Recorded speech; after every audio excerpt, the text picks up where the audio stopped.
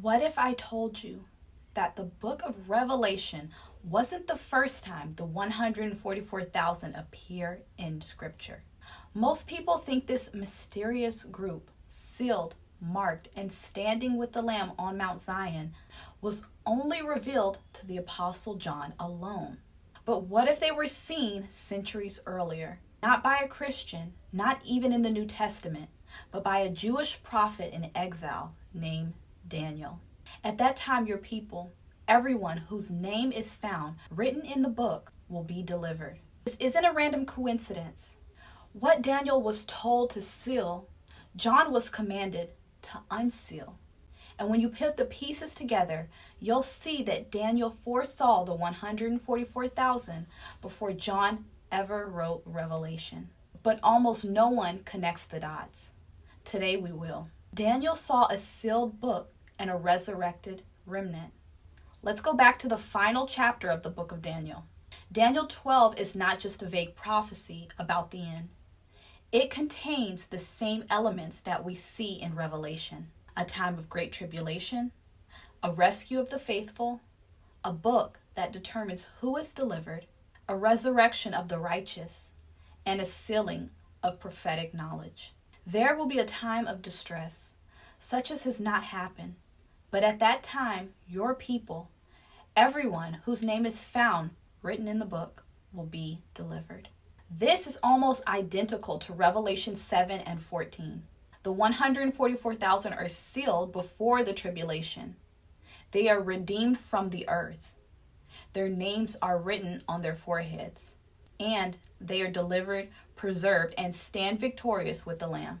Both Daniel and Revelation describe a faithful remnant, sealed, set apart, and preserved through the shaking of the last days. Now here's where it gets deeply prophetic. In Daniel 12:4, the angel says, "But you, Daniel, shut up the words and seal the book until the time of the end." He's told to seal the vision because it wasn't time yet. The remnant wasn't revealed. The end hadn't come. But in Revelation 22:10, John is told, "Do not seal the words of the prophecy of this book, because the time is near." The very thing Daniel was told to seal, John is commanded to unseal. The sealed scroll of Daniel is opened in Revelation. And what's revealed? A marked priesthood, a sealed remnant, a number, 144,000.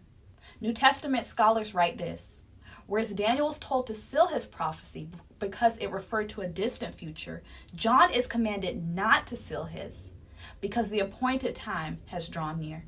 In other words, the time of the end has come. The remnant is revealed. Daniel saw them in shadows, but John sees them face to face. Now let's go even deeper. In Daniel 12:1-3, those who are delivered are described as those whose names are written in the book, those who are wise, and those who turn many to righteousness, who will shine like the stars forever. These aren't passive believers. They're righteous leaders in the final days, priestly messengers. In Revelation, the 144,000 are also marked on their foreheads, redeemed from among men, following the Lamb wherever he goes, blameless and full of truth, singing a new song no one else can learn. In apocalyptic symbolism, this is heavenly priesthood language. One Old Testament scholar notes, the sealed ones bear the mark of divine ownership, just as priests were marked for sacred service. The 144,000 aren't a random group. They are those who stand in the holy place when the world collapses. Daniel saw them. John names them. Why was Daniel told to seal the book? Because the end wasn't ready. Because the mystery hadn't been fully revealed. But by the time we reach Revelation 5, the Lamb appears, not just as a king, but as a slain priest, worthy to open the scroll. The scroll Daniel sealed is opened in front of the whole cosmos. And in Revelation 7, the result of that unsealed scroll is shown. 144,000 sealed servants of God. One scholar writes, The 144,000 represent the totality of God's holy people, marked out for priestly service in the last days. So here's the revelation. The sealing of Daniel's book equals the mystery of the priesthood hidden for the end times. The opening of Revelation's scroll equals the revealing of the 144,000. The faithful ones Daniel foresaw are now unsealed. The time of the end has come. Now let's tie it all together. Daniel 12 is tribulation, book, resurrection, sealing, while Revelation 7 is tribulation, sealing, deliverance, priestly remnant. This isn't just a parallel, it's progressive revelation. The prophetic pattern was always there. In Daniel, the remnant is hidden. In Revelation, the remnant is revealed. And if that's true, then the 144,000 is not just a random number. They are a blueprint for the identity of God's people. Not to merely survive the tribulation, but to be sealed and ready for it. What if Daniel saw you? What if the group he foresaw, sealed, faithful, glowing like the stars, wasn't a mystery anymore? This isn't about end time charts. It's about end time holiness. The 144,000 don't just survive. They shine. They sing.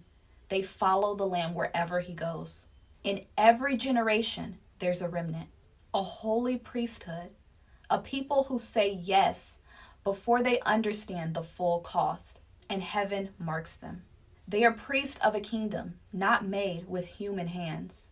If your name is written in the Lamb's book of life, if you're set apart, burning with oil, consecrated in holiness, then you're not just reading Revelation, you're fulfilling it.